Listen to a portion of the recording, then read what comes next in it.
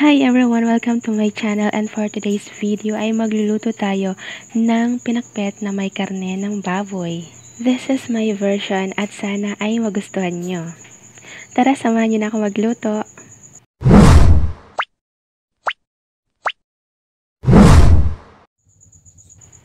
Maglagay ng 2 kutsarang mantika sa kawali.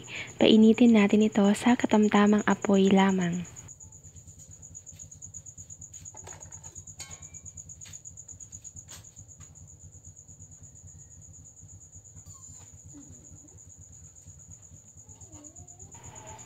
At kapag mainit ng mantika, ilagay na natin ang hiniwang baboy. Napakuluan ko na pala ito guys na baboy. Ayan, prituhin lang natin ang baboy hanggang sa maging light brown na ito.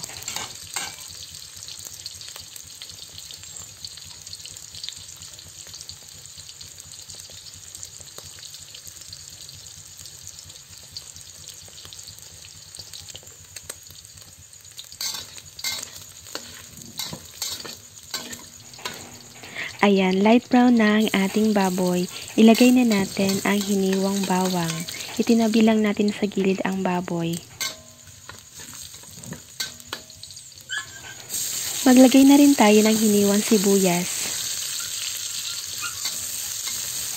Lutuin lang natin ang sibuyas at bawang hanggang sa lumambot ito or hanggang sa maamoy natin yung bango ng sibuyas at bawang.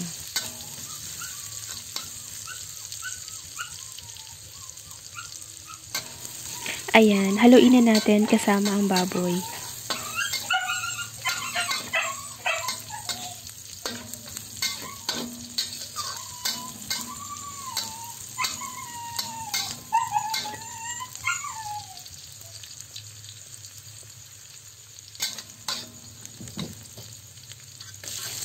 Ilagay na rin natin ang hiniwang kamatis.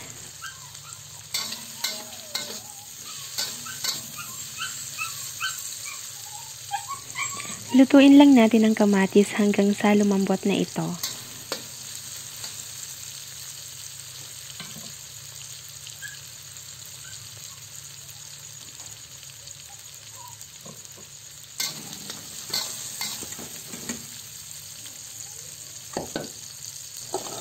Ilagay na natin ang binalatan at hiniwang kalabasa. Ayan, haluin lang natin. By the way guys, lahat ng mga gulay bago natin lutuin ay hinuhugasan natin yan lahat.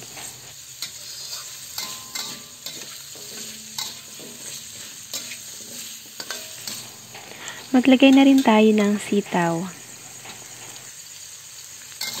May mga kasama pala yan guys ng buto ng sitaw. Yung mga medyo matigas na kasi yung balat. Yung buto na lang ang nilagay ko. Maglagay na rin tayo ng okra.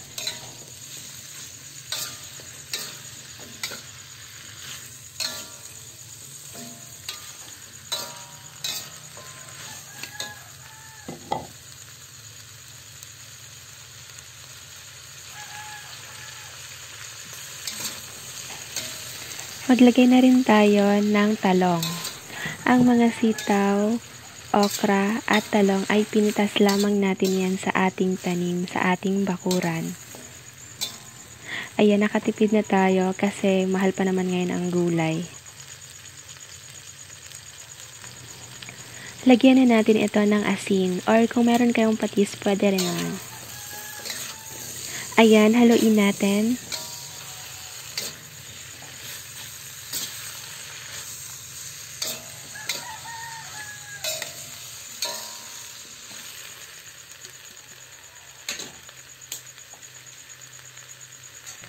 Lagyan din natin ito ng soy sauce.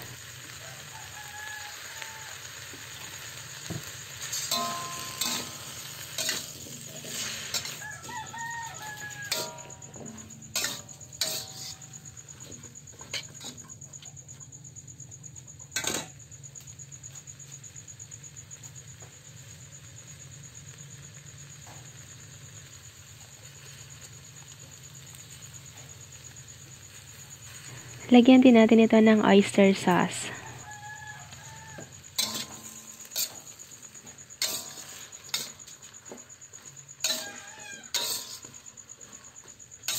Haluin natin ng mabuti.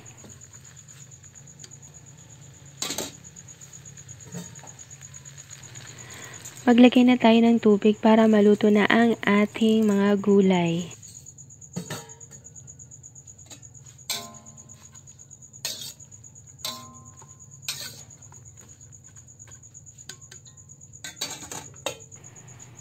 Ayan, takpan natin ito at lutuin ng 3 minuto.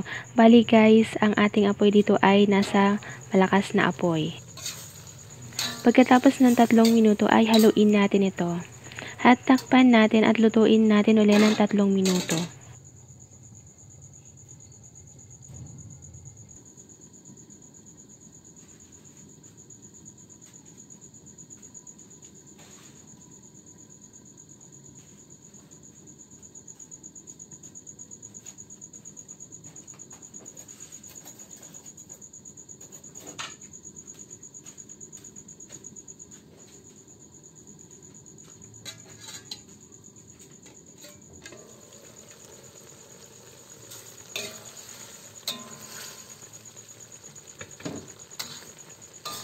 At pagkatapos ng 3 minuto ay haluin natin ito para hindi masunog ang ilalim niya.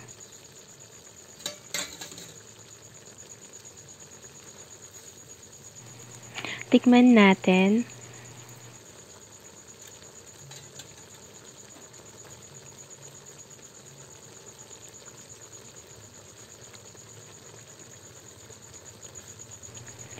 Lagyan natin ng asin or patis kung kinakailangan.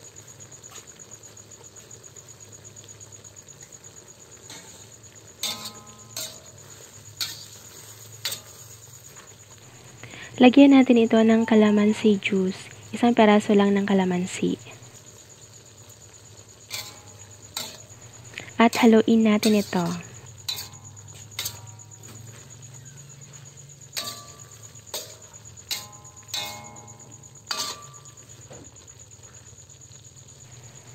Ayan, tikman natin uli. At i-turn off na natin ang apoy at iserve na natin ito habang mainit pa. Hindi na pala tayo guys dito naglagay ng iba pang pampalasa kasi dahil fresh pa ang ating mga gulay ay nagbibigay ito ng masarap na lasa. At yung nilagay natin na oyster sauce, yun din ang nagpasarap sa ating mga gulay.